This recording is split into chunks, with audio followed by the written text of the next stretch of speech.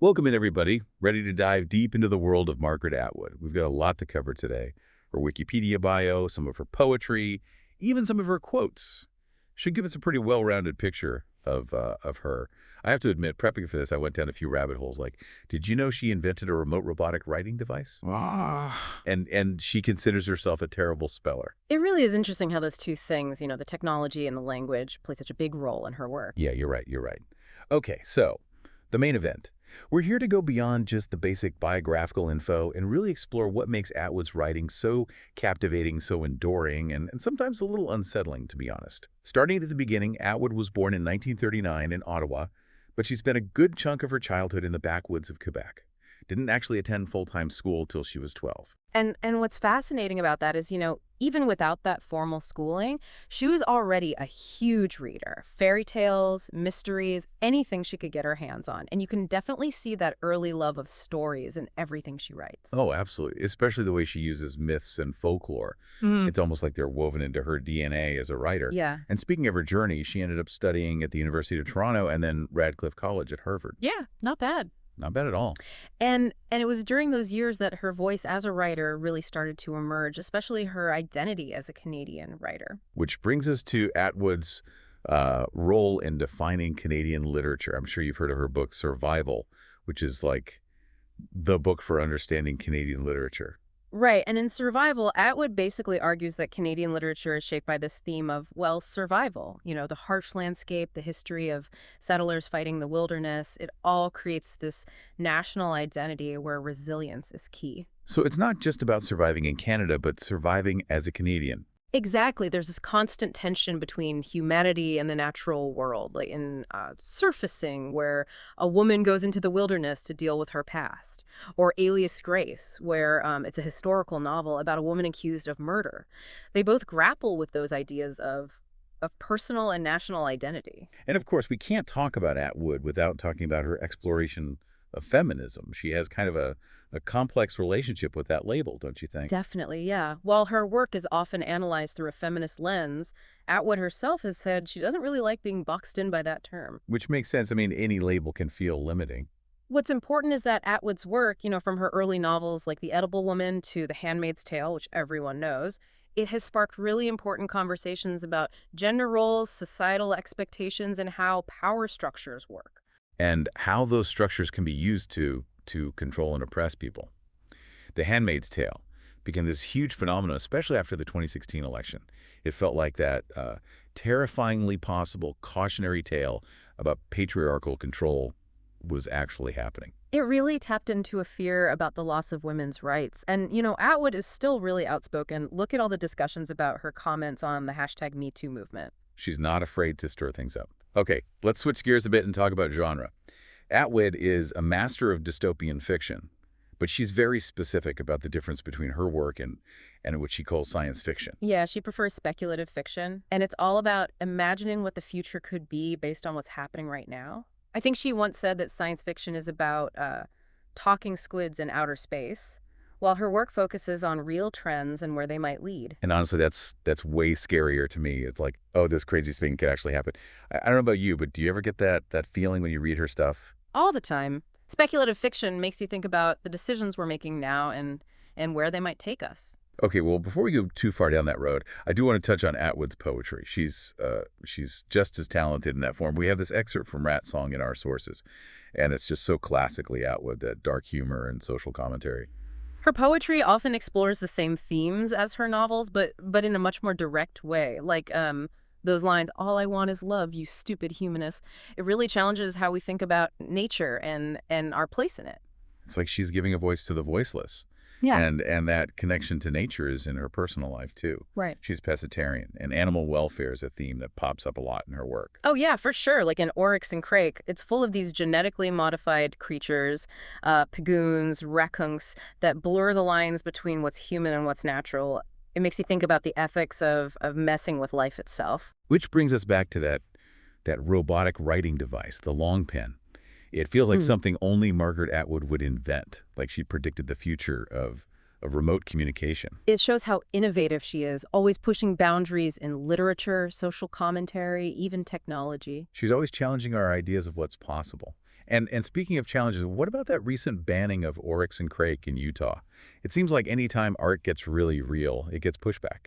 It's unfortunate, but it also shows how powerful Atwood's work is. She's not afraid of controversial topics, genetic engineering, environmental collapse, the essence of humanity. And when you explore those things with such depth, it's going to start a conversation, maybe even an argument. Which is kind of the mark of truly impactful art, isn't it? It makes you think, question your assumptions, maybe even feel a little uncomfortable. Absolutely, yeah. It forces us to confront our own biases and how we feel about the future. So we've covered a lot. Atwood's childhood, her influence on Canadian literature, her complicated relationship with feminism, her speculative fiction, her poetry, even her inventions and the controversies around her work. And this is really just the beginning. Yeah, we've barely scratched the surface. It's amazing how Atwood, even with all the awards and recognition, she never stops trying new things. You're right, we didn't even mention her graphic novels or the opera libretto. She's even written for children. Makes you wonder if there's anything she hasn't done. It just shows how much she believes in the power of stories, no matter how they're told. It's funny, for someone who can create these intricate plots and characters, she says she's a terrible speller. I saw that in the research and I thought, no way, that has to be a mistake. No, it's true. And when you think about that alongside the long pen invention, it says a lot about her. This brilliant mind who has trouble with spelling. So what does she do? She invents a device to write remotely.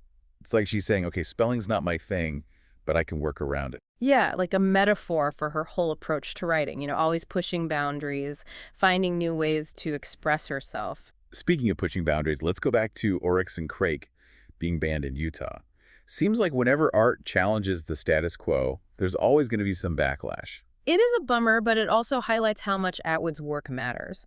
She's not afraid to deal with tough issues, genetic engineering, the environment, what it means to be human. And when you explore those themes with so much depth, people are going to react sometimes positively, sometimes not. Which I guess that's what makes art great, right? Yeah. It makes you think, makes you question things, maybe even makes you a little uncomfortable. Definitely, it forces us to confront things we might not want to face about ourselves and about the world. Okay, taking a step back, we've talked about Atwood's childhood, her influence on Canadian lit, her relationship with feminism, speculative fiction, poetry, even her inventions and the controversies. That's a lot. For someone just getting into Atwood, what do you think they should know? I think the main thing is Margaret Atwood is more than just an author. She's a cultural force. Her work has shaped discussions about gender, power, the environment, the big questions about what it means to be human. And that's why her books still resonate today, decades later. It's like she has this ability to tap into the anxieties of our time, whether it's the 80s, the 2000s, or right now. Her work isn't just entertainment, it's like a call to action, a challenge to really look at the world around us. Yeah, so if you're looking for something light and fluffy, Atwood might not be your cup of tea. But if you're ready to be challenged, to think deeply about what it means to be alive right now in this moment, then you should definitely explore her work. Because as we've seen, Atwood's stories aren't just stories. They're reflections of us, our fears, and what the future might hold. We've mentioned a lot of titles, which can be overwhelming with an author like Atwood. Where would you recommend someone start? It depends what you're looking for. If you're into dystopian fiction, like end of the world stuff, The Handmaid's Tale is the obvious choice. It's a classic for a reason. Chilling, thought-provoking, and it started so many conversations about women's roles in society. If you're more interested in historical fiction with some mystery and suspense, then I'd say Alias Grace. It's based on a true crime from 19th century Canada, and it's just a brilliant exploration of memory, guilt, all the complexities of the human mind. And if you're ready to really face the ethical questions of genetic engineering and what happens when we mess with the environment, the Mad Adam trilogy, Oryx and Crake, The Year of the Flood, and Mad Adam, they're a must-read. It's this epic, ambitious work of speculative fiction that really paints a picture, sometimes a scary one, of where we might be headed. It definitely makes you think about the consequences of our choices as individuals and as a society. And we can't forget the poetry. If you want to experience Atwood in a more concentrated form, her poetry collections are amazing. You really get a sense of her voice, her themes, how she uses language. We talked about Rat Song, but Mourning the Burned House is another good one. It deals with loss, memory, time in a way that just stays with you. There's a rawness and vulnerability in her poetry that's really powerful. So no matter what you like to read, there's an Atwood book out there for you. And trust me, once you start, you're going to want more. You might even be inspired to, pick up a pen yourself or a long pen and start writing your own stories. There's one more interesting thing about Atwood's work we haven't touched on, her fascination with birds. And I don't mean Twitter, I mean real birds. Their symbolism, how they show up in her stories. Have you noticed that? Oh, yeah, for sure. It's a recurring theme, from her early poetry to her later novels. Like in the Mad Adam trilogy, there are these creatures called pigoons, pigs that have been genetically modified to grow human organs. And they're described as having these weird, almost bird-like qualities, which adds to the whole unsettling feeling of messed up boundaries between species. And in The Handmaid's Tale, there's this motif of birdsong. The handmaids aren't allowed to read or write, so they hold on to those moments of beauty and freedom when they hear birds singing. It becomes a symbol of hope, of resistance, in this world where everything's controlled. So it's a good point. The bird song represents something that they can't take away, something that can't be silenced, even in Gilead. Exactly. And in her poetry, birds often have this mythical or symbolic meaning. Like an owl song, the owl represents wisdom, mystery, that connection to nature we've kind of lost in the modern world. So this whole bird thing adds another layer to Atwood's writing. It's like she's encouraging us to pay attention to the natural world, to see its beauty, its fragility, its power. It's a reminder that even in the darkest times, even in a dystopia, there are still glimmers of hope, moments of wonder, if we just open our eyes and ears. That's beautifully said. I feel like we've only just scratched the surface here, and I already want to go back and read some of these books again. That's the thing about Atwood. There's always something new to discover, something new to think about every time you read her.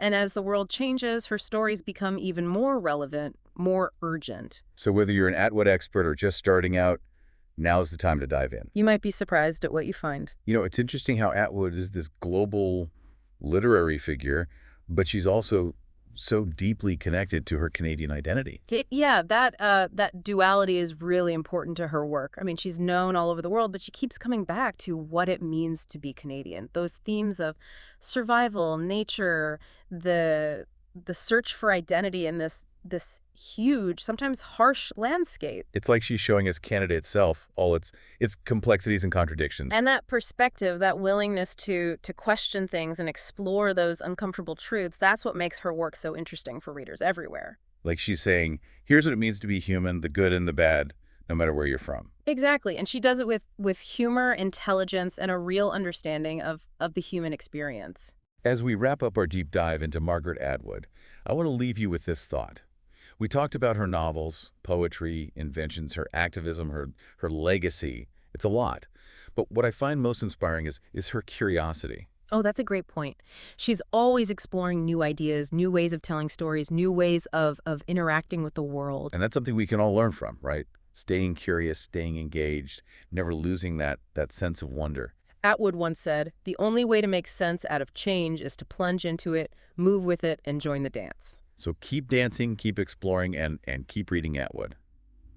Thanks for joining us on this deep dive into the world of Margaret Atwood. We hope you found it as thought-provoking as we did. Until next time, happy reading.